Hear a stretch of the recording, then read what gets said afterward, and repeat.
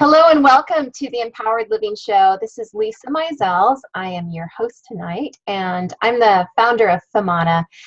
This show is all about bringing new energy to women, and it's about helping women feel inspired and live from a new perspective. I think we're moving into this new way of life, and so many women that I meet are have this wisdom, and then there's also these things that we think about that we may think that we're different, or that we don't want to talk about. So this is kind of like to expose everything and to let everybody know that we're just we're normal, and everybody goes through stuff, and it's fun to hear different people's stories. So tonight we have my guest, Kaya Singer, and I'm really excited because I've been reading her book, and we're going to talk a little bit about that too. So welcome, Kaya. Thank you, Lisa. I'm just excited to be here. I remember when we first talked about this months ago, and here it is. I know. I can't believe how fast the year has gone by. So Kaya, you're going to be talking about partnering with your wild woman. Wise and wild woman. Yes. Wise and wild woman. So tell me how, this is the name of your book is Wiser and Wilder, and I'll hold it up here. Wiser and Wilder, a Soul Path for Visionary Women Entrepreneurs. Let's just start a little bit with telling us a little bit about you as a mentor, as an entrepreneur, and where you get your inspiration, and a little bit about yourself. Sure, I'd be happy to do that. It's a big subject, but I sort of will narrow it down. My own story is that I went to college in 1965. Yeah, that's when I first went. So it was just right before the whole feminist era and the whole kind of change that there was a big change that happened during the late 60s. So I was at university during that whole time. And this is an example. When I first went in 1965, we had dormitories that were separate for women and separate for men. The women had curfews and the men didn't. That's one of 100,000 differences between men and women that we experienced being in university at that time. The total, sort of gender differences in the way people treated us. So when the feminist era broke, 1969 and 70, I was right in the thick of it, and it was just like, it's time to just have equality, and I think at that time, a lot of us felt like way to do that was to be like men. Uh-huh. So a lot of us became tough and, compete in the man's world kind of thing. And time, for me, I didn't really understand that until later. But what's true is that it isn't about competing in the man's world, right? It's about women being who we are and our strength. And that's really what my book is about. So I was an art major in college, and I've always been artsy, and I did it because I loved it. And I got out of college not being trained for any particular job, of course, because, that art doesn't really train you for a job. But what it did is it trained me to do my own thing, though. So I moved from Ohio State, which I was going to Ohio State University, moved to Oregon because I wanted the mountains and the ocean and nature and all that. It's where my wild woman lives. And I didn't even know the word wild woman then, or any of that. But I felt the energy still calling me. And I really want to emphasize that to everybody who's listening, because it doesn't matter about those terms. It's just knowing that feeling that you have, and you follow it. And I knew that she was in the woods, and in the natural forest. And so I ended up in Oregon, and the Saturday market had just opened in Eugene, Oregon. Eugene was 100,000 people then, and a little hippie city. And I thought, oh my God, I went down there and I thought, I can do this. So in 3 weeks, I found a place to do pottery, and I had my, my crates up with boards on them and selling stuff. And it was thrilling. So I was an entrepreneur before I knew I was. And, I wrote about that in the introduction to my book. And of course, my whole journey from that time on, which you've read in the book, is about, trying to get help and realizing that the only help available for a long time was through a men's perspective, because the business world was men in suits, and that's what I grew up seeing. And I was talking to my younger brother recently, who's 5 years younger than me, and I said, I don't remember a single woman when I grew up being an entrepreneur. There was no women business owners, except for a few Mary Kay people.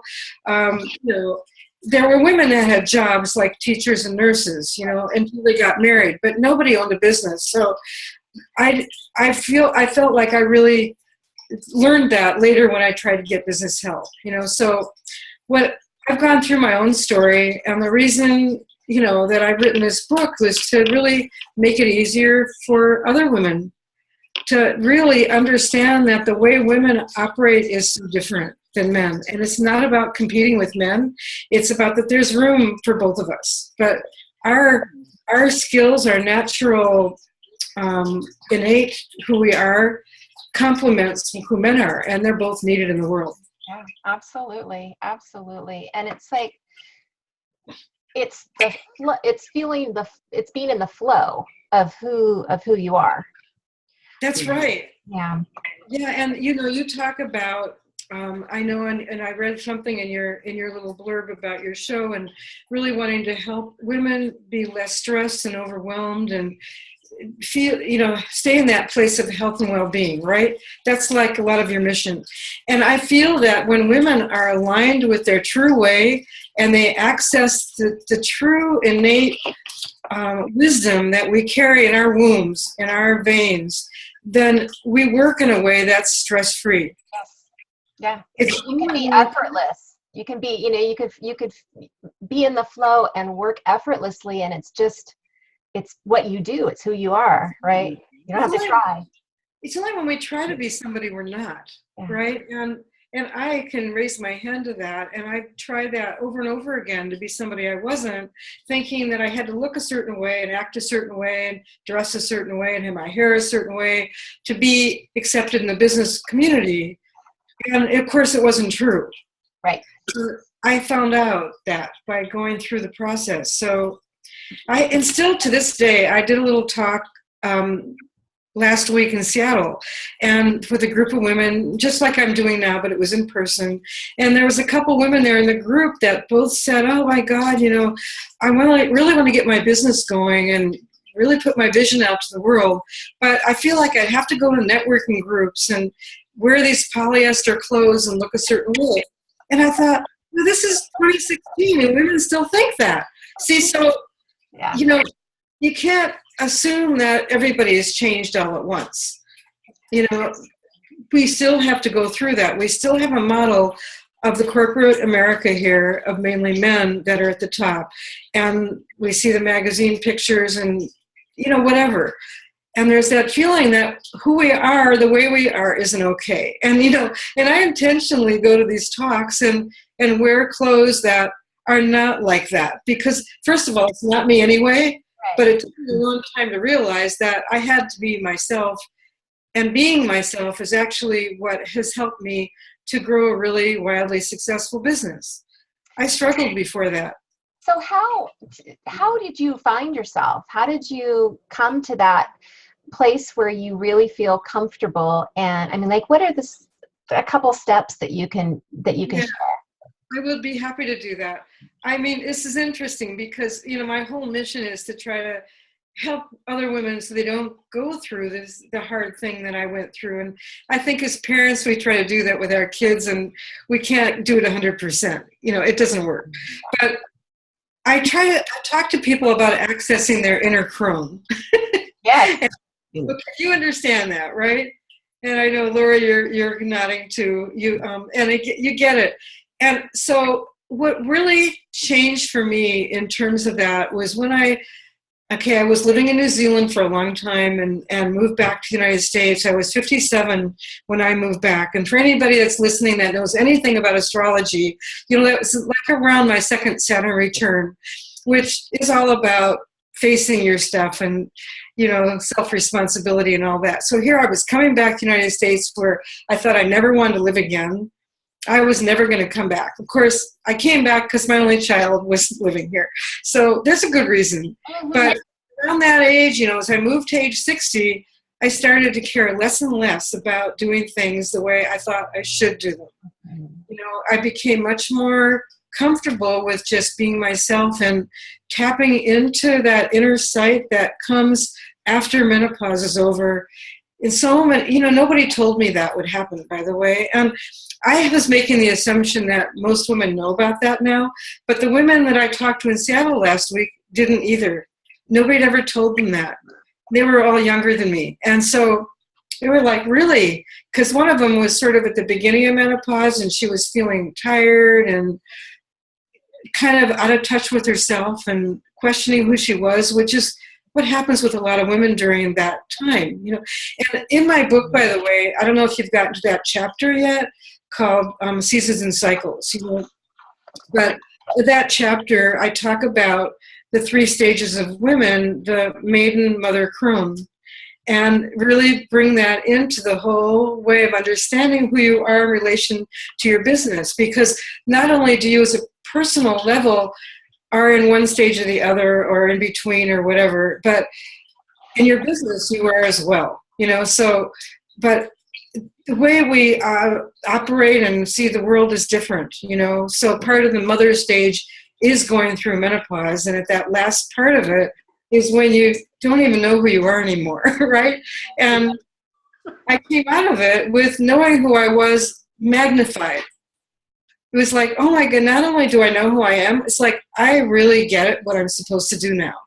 It took me, I was in my late 50s to know that, or early 60s. So, and I think that's kind of a typical pattern is that, once your kids are grown, you have time to finally focus on yourself. You're asking the questions, who am I? Because you're not, your mothering has, your kids are gone. So you don't have that identity. I mean, you're still a mother, of course, but you don't have that taking care of them. So it's you, it's, what are you going to do for the rest of your life? It's true. And, even women that haven't chosen to have children or never had any, it doesn't change. It's still the energy. And that's what I say, that I really want to emphasize that, because It doesn't matter really. But, it's interesting. My son is in his 30s, and I spent a lot of time with him and his friends. And when they were all kind of in that early 30s stage, and I remember being there, it was like, oh my God, and I'm a grown up and I have to figure out what I'm supposed to do in the world, right? And I remember that feeling of like trying to get it right. And you can't get it right at that age, no matter how hard you try, because you just have to follow the thread. And I tell people that just follow the thread and do what feels like the next thing to do, And for me, what I did is I went to graduate school in counseling in my early 30s. I didn't really want to be a counselor, but I wanted to be with people, wanted to help people.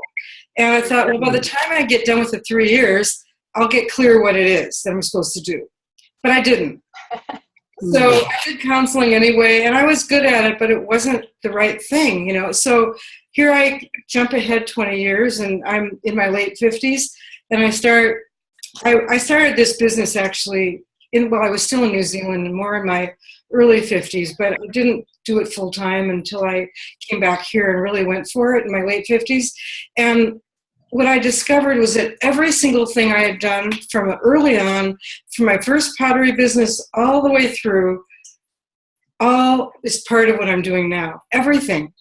So there's no mistake. It all fits in eventually. It's like a jigsaw puzzle that you finally put that last piece in. Yeah. Isn't that great? It's like, at first, when I first started my business, I kept thinking, how can I pull I'm so confident in my profession, but I'm so not confident because I don't know, how to do X, Y, and Z. Sure, none of us do. How do you pull that over, right? How do you pull that confidence over into your business? And you just keep doing it. You just keep moving through it, right? Yeah.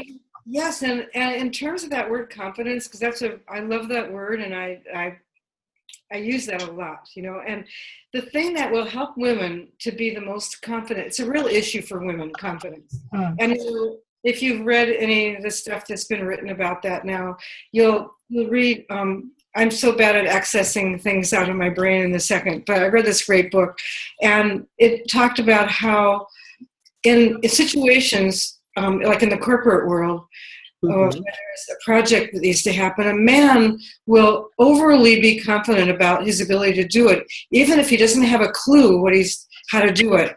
He'll just say he can, and he'll bullshit his way through it, right? And figure it out later.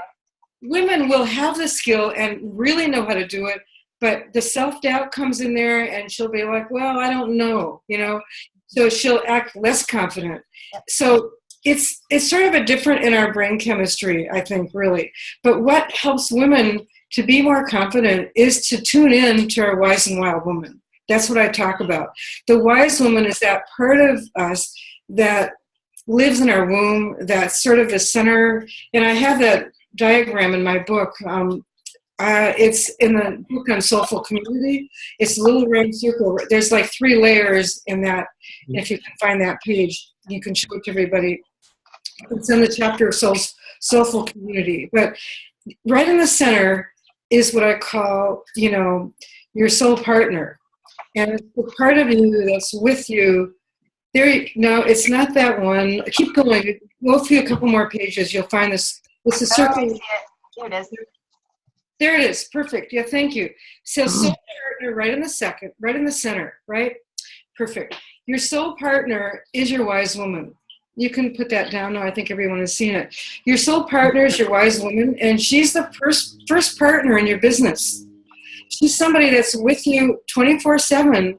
She's always there. All you have to do is access her, and you have to know how to find her. And for me, when you're feeling overwhelmed or stressed, as you talk about, what you have to do is recognize it first and say, okay, how do I get in touch with my wise woman again? And for women, I ask women this in every workshop I do. What helps you get in touch with her? I've never had a woman that doesn't have an answer. So I'll ask everybody that's listening right now, because I go out for walks. If I'm really out of touch, I'll go to the beach, which I do regularly. I go to the forest. I take a shower, I listen to chants on my music. There's different things that will bring me back in touch with her. And when I'm with her again, I get really clear. I get clear about what has to happen next and what I'm meant to be doing. And my confidence comes back at that point. It's really powerful. Yeah. Oh, I'm sorry. I was going to ask you a question about back in your introduction when you were talking about your going to Eugene, Oregon, which I love Eugene, Oregon, by the way. But going there and finding your wild woman and wild and wise women, how do people know that they've found that? What are the feelings that they feel how do they recognize that they've found that wild and wise woman? Well, I think that's a great question. I've asked lots of people that, and every woman I've ever asked has an answer to that. For me, it's like there's no self-doubt. There's no fear. There's a lack of those things that make you hold yourself back. Really, for me, for wise woman, it's like I just feel like I'm one with that part of me that is that true feminine spirit, and I sort of feel my feet really grounded with Mother Earth and my arms up to the sky. And, sort of I feel like I'm in that place between, the two parts of me. And it's that aligned feeling, that feeling of alignment. And you know what I'm saying, right? And everybody feels it a different way, but I haven't ever talked to a woman that doesn't say, yes, I know exactly what you feel. And it's sort of like, when you have to make a big decision and you're not sure, it's when you get that feeling of rightness. This is correct. You're in touch with her. And it's like your wise woman is your intuition. That's another way of looking at it. That part of yourself, when, women are naturally intuitive. I talk about that in chapter 1 in my book, the 3 facets of a woman's way. And one of those is intuition, and it's really knowing that we have that ability to tune into that part. And that's our wise woman. You know, she lives in that place. The wild woman is, I mean, they're part of the same being, really, but I talk about them separately. Wild woman is the free spirit. She's the one who risks, and she's, you know, she'll do what she wants. She doesn't care if people like her or not. She's not into hurting anybody, but she just wants to do what she wants, wear the colors, put blue in her hair like I've done, you know, whatever it is, you know, and it's like, okay, you know, not everybody likes what I say, but this is who I am, right? And that brings me to the next question, because I was looking through your book and you talk about polarity. About what? Polarity. The Crone polarity. Yeah. Polarity. Yeah, the Crone polarity, it's funny. Yeah, I love that chapter too, because the Crone polarity is that piece where, okay, you know, who knows where it came from and when it came from, but that people tried to take that word crone and turn it into something like ugly or old hag, you know, sort of like a bad witch and all that. And the truth is that there is some truth to that in a positive way, and that, you know, you get to that age where you're past menopause, we don't have those hormones running through our bodies anymore that make us have that saucy look of an 18-year-old. It's not to say that we're not beautiful in our own way. It's just different, right? And you wake up in the morning, like I said in the book, I wake up in the morning and look in the mirror, and sometimes that's who I see. I see the hag, you know. And I don't think I ever saw a hag when I was 18. I may have not liked the way my hair looked that day, but I didn't see that. She wasn't there. It's different. Yes. But we have aching joints now, you know, we've got hair growing on our chins, and, you know, all this stuff, you know, that it's a polarity. Now that part though, the polarity part of it is that we have wisdom that is beyond what anybody told us we were going to have. The older you get, the more that's there if you're tuned in. Now, I mean, you still have to be tuned in and aware and awake enough to listen. Yeah. Just because you're a woman of a certain age doesn't mean you're awake on a spiritual level, right? Sure. But the portal's there if you just walk through it. Yes. And it's really true. And I've listened to Clarissa Pinkola Estes, her whole CD thing on the power of the crone. I don't know how many CDs are there, but there's a lot of them. And it's beautiful. And she's got so many stories. She's such a master of storytelling. It's just beautiful. And she talks about exactly what I'm talking about in her own way. You know, it's really beautiful. But one of the things she said at the end of one of her CDs, she said, the wild woman knows herself. She knows what she's meant to do in the room. She knows where she's meant to just go for it. And some people aren't going to like what she does, and they aren't going to like her. But that's always going to be true no matter what you do. There's going to be some people that don't get you and won't like you. So you might as well just do it anyway. Right. Yeah, because you can't make everybody. If you fake it, then you're attracting people who you really don't want to be around anyway. Yeah. Right? Yeah. So when I talk about accessing your inner crone, it's really part of you that has that insight, that has access to be able to see what somebody else can't see.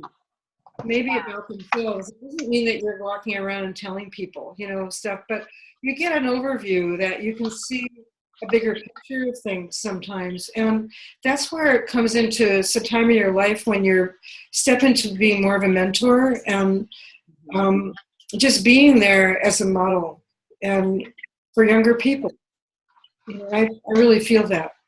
Yeah, no, I agree. Now, I love what you're saying. And one of the things that I wanted to ask you is about emotions and about how your emotions affect your intuition.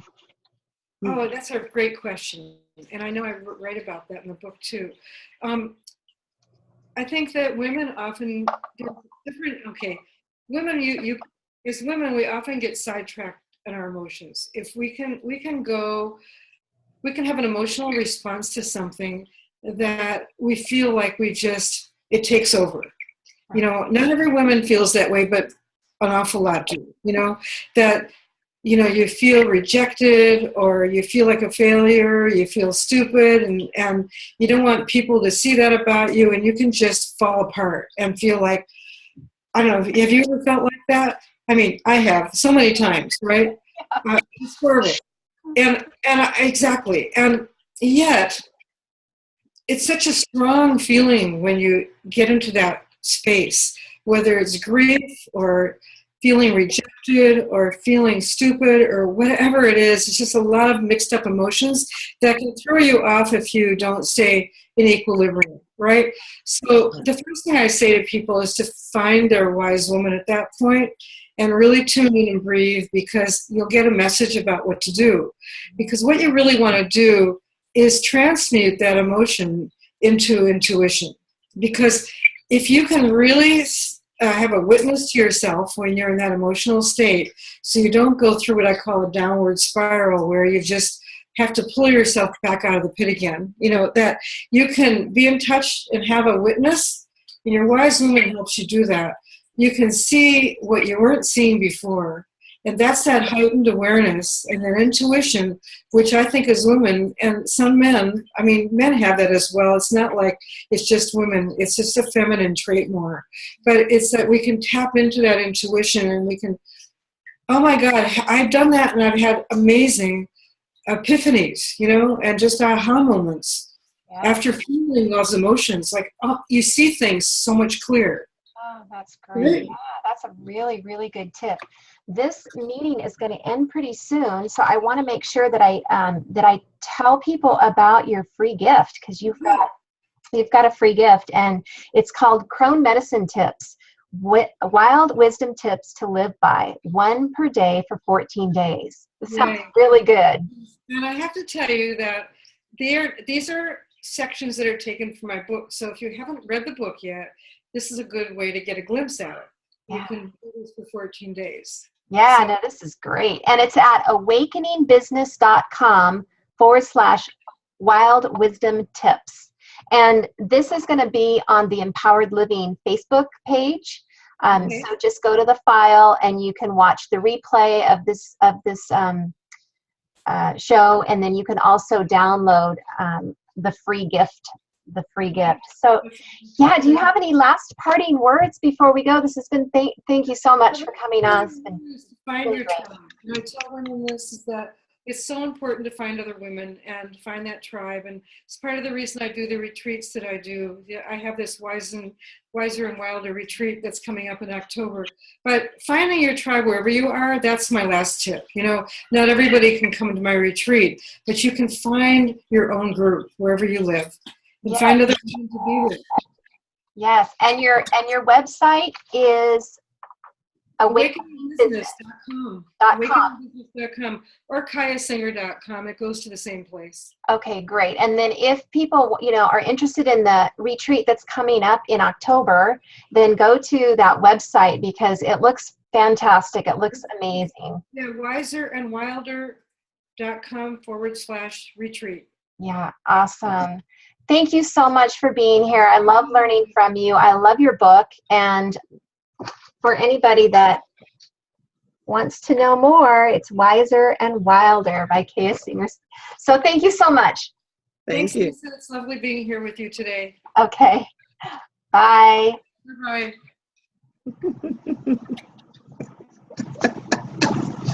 I'm going to